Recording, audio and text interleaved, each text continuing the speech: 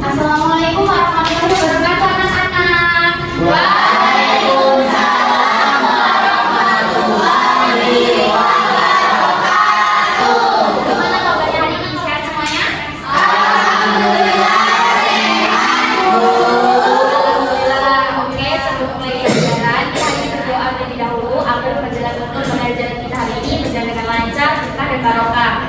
Dari kelas, silakan berdoa. Baik Bu, sebelum memulai pembelajaran hari ini, mari kita berdoa untuk materi masing-masing. Berdoa mulai.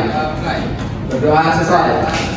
Sebelum mulai pembelajaran, Ibu akan cek kehadiran kalian hari ini. Apakah anak-anak Ibu semuanya hadir? Hadir semua, Ibu.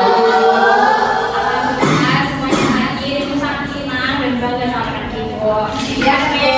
Sekarang Ibu mau tanya nih, siapa masih ingat minggu lalu kita belajar mengenai apa? Saya, Bu. Ketenagakerjaan Bu, yang dimana ketenagakerjaan itu segala hal yang berhubungan dengan tenaga kerja atau orang yang bekerja dan yang siap untuk bekerja, Bu. Nah, ya benar apa yang dibilang dari anak-anak minggu lalu kita belajar mengenai ketenagakerjaan. Terus Ibu nanya nih, siapa di sini yang melihat saudara, teman, kerabat atau siapapun itu yang belum bekerja? Menurut kalian kenapa mereka belum bekerja? Saya Bu. Iya benar. Kakak saya belum bekerja karena baru lulus kuliah. Saya lagi susah cari lowongan yang sesuai jurusan. Nah, berarti anak-anak kakaknya Lezar itu mengalami kesulitan mencari pekerjaan yang cocok dengan passion dia. Itu termasuk dalam pengangguran terbuka. Ada lagi? Saya Bu. Ya, Ica? Saya punya tetangga Bu, dia biasanya kerja di sawah, tapi sekarang lagi gak ada kegiatan karena musim kemarau. Nah, yang dialami oleh tetangganya Ica itu tadi itu tuh termasuk dalam jenis pengangguran musiman. Kenapa? Karena dia bekerjanya tergantung pada musim atau waktu tertentu.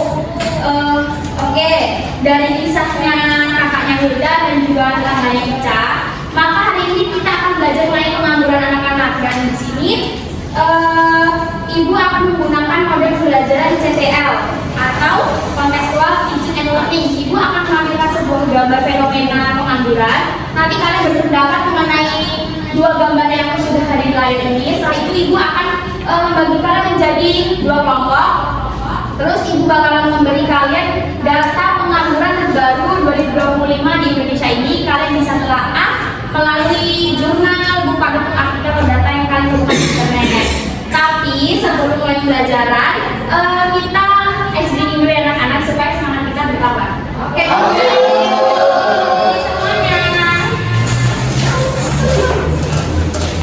Oke, SD-nya namanya tulis angka. Kalau Ibu bilang tulis satu, dua, tiga. Paham? Oke, satu, dua, tiga. Sekarang menulis menggunakan anggota tubuh kepala. Paham? Oke, satu, dua. Oke, tujuh. Udah ada orang itu. Gimana ada orang belum?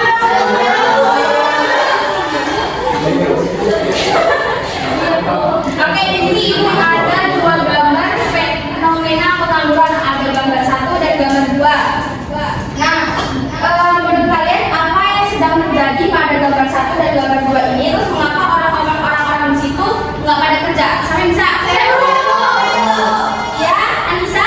Menurut saya gambar satu itu menggambarkan anak muda yang tidak bekerja padahal masih kuat dan mampu. Mungkin dia malas mencari pekerjaan atau terlalu memilih pekerjaan yang dianggap sesuai keinginannya. Ini termasuk pengangguran sukarela karena dia tidak mau bekerja meskipun ada kesempatan Bu. Oke, terima kasih. Anissa, kita beri opus dulu untuk Anissa. Bisa? Menurut saya, gambar Bu ini menunjukkan banyak orang yang sedang melamar pekerjaan. Nah, artinya mereka belum memiliki pekerjaan dan sedang berusaha mencari. Nah, hal ini bisa terjadi karena lapangan pekerjaan terbatas, sementara jumlah pencari kerja banyak. Jadi, ini tuh termasuk pengangguran terbuka Bu, karena mereka memang belum bekerja sama sekali. Oke, bener banget apa pendapat dari Apri. Kita beri opus dulu.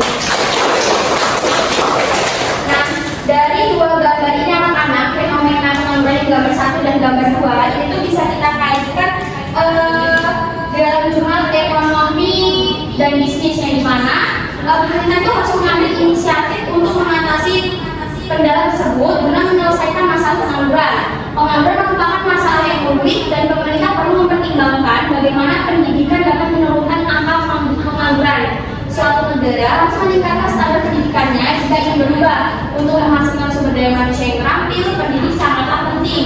Semakin banyak sumber daya manusia yang terampil, semakin efektif angka pengangguran dapat dikurangi. Nah, selanjutnya dari fenomena dua gambar ini, Ibu akan membagi kalian menjadi dua kelompok. Satu kelompoknya berisi 5 orang. Dari kelompok 1 Wildan, Najwa, Anissa, Andani, dan Ika. Itu kelompok 1. Kelompok 2-nya Aulia, Ica, Lucy, Afri, dan Nazre. Silakan berdiri berkelompok.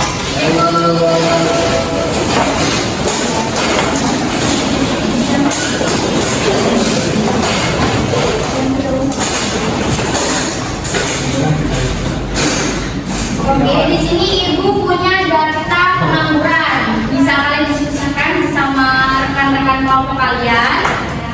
Nanti majunya satu kelompok cukup 2 orang saja ya perwakilan. Selamat mengerjakan. Ibu boleh Bu ya. Ini apa ya Bu? Tumben Bu. Gimana cara?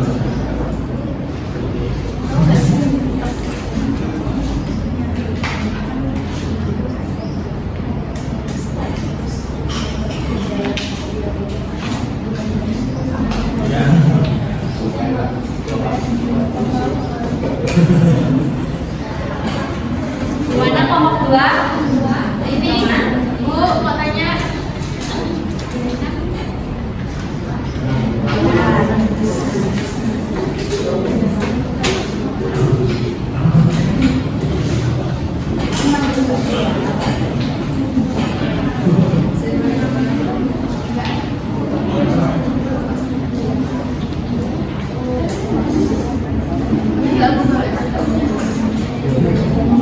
Masih ya Bu? Nah, anak-anak ngomong sudah semua? Sudah Bu! Nanti kembali pada ke depan. Terus ngomong 1 dulu ya.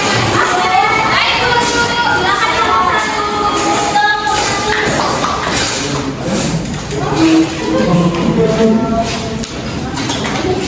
Baik teman-teman, kami dari kelompok 1 izin menyampaikan hasil diskusi kelompok kami. Jadi tadi kami dapat data tingkat pengangguran terbuka atau TPT di Indonesia. Nah, pertanyaannya, apa yang dapat disimpulkan dari perbedaan TPT antara daerah perkotaan sebesar 5,73% dan perdesaan sebesar 3,33%? Di sini dapat dilihat bahwa data menunjukkan angka pengangguran di perkotaan jauh lebih tinggi. Hal ini menandakan bahwa di kota kompetisi kerja itu lebih ketat dan banyak pendatang mencari pekerjaan formal. Sedangkan di desa masih banyak pekerjaan informal seperti pertanian atau usaha keluarga. Hal ini menunjukkan bahwa urbanisasi belum sepenuhnya diimbangi dengan ketersediaan lapangan kerja di kota.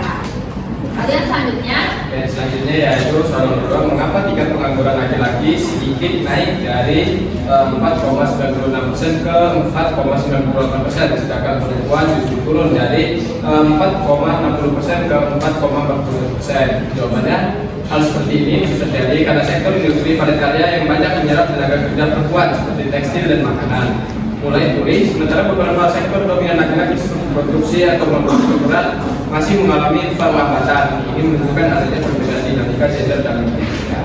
Baik, sekian kelas dari kelompok kami. Terima kasih. Selanjutnya kelompok 2 bermaju ke depan. Baik.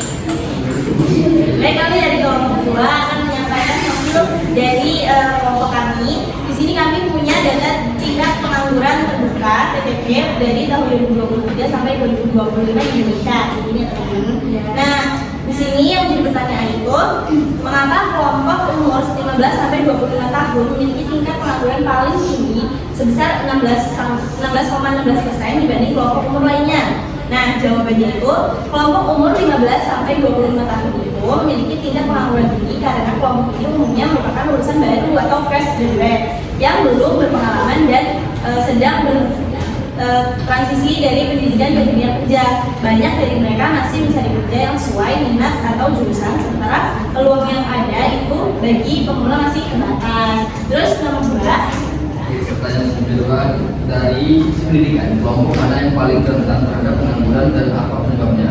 Nah, kelompok pendidikan, sekolah menengah kejuruan SMK memiliki tingkat pengangguran tertinggi yaitu 8,0%. Hal ini terjadi karena lulusan SMK sering kali tidak terserap oleh industri sesuai bidang keahliannya.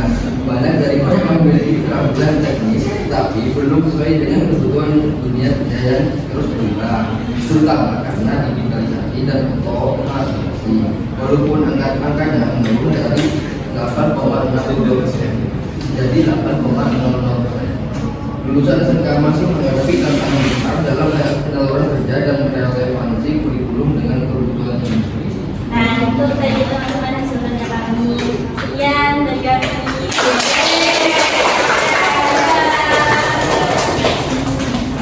Di sini Ibu lihat anak-anak Ibu sudah sangat memahami dengan materi pengangguran hari ini. Untuk itu, Ibu akan memberikan kalian lembar soal menjawab secara individu ya anak-anak.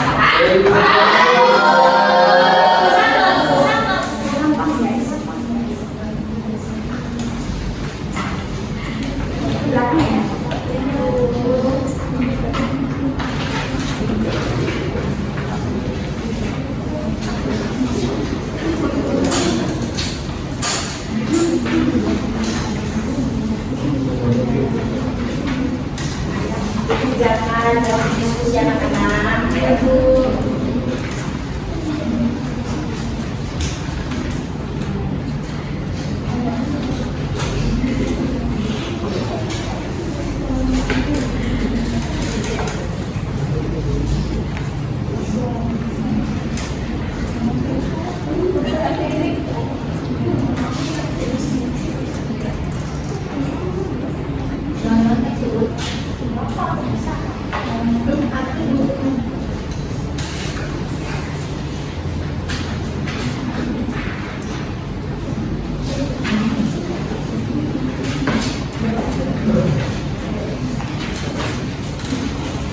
Gimana? Apakah bisa selesai anak-anak Ibu? Bentar,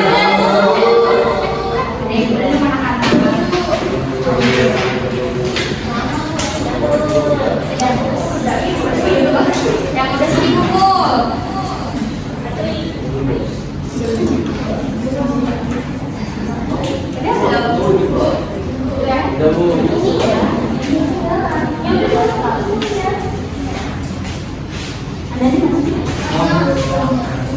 Mandani udah?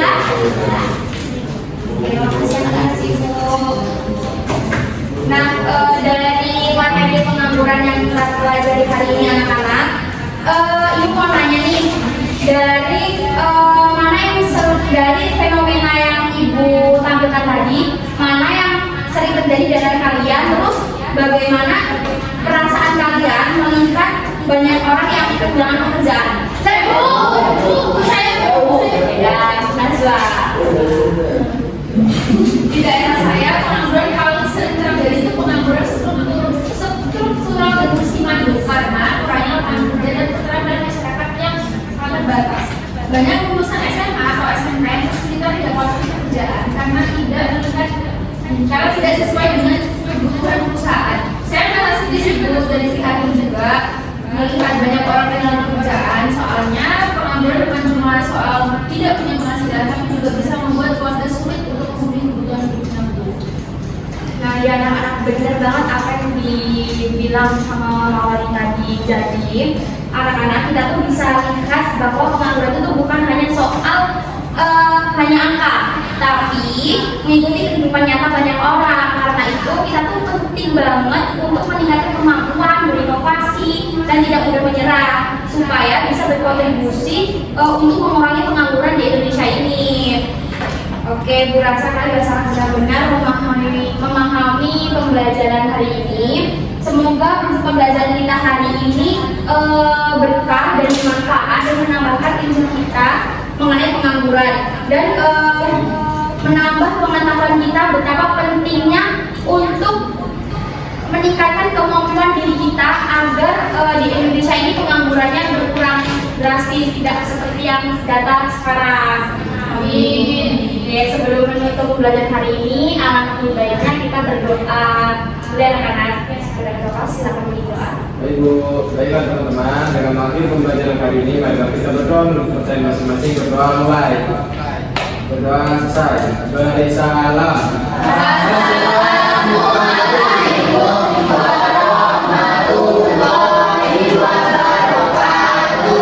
Waalaikumsalam warahmatullahi wabarakatuh. Tapi ibu punya tugas buat kalian di rumah. Jangan lupa buka buku ekonomi di bab pengangguran halaman 230. Kalian baca, kalian resume minggu depan, diresume secara kreatif.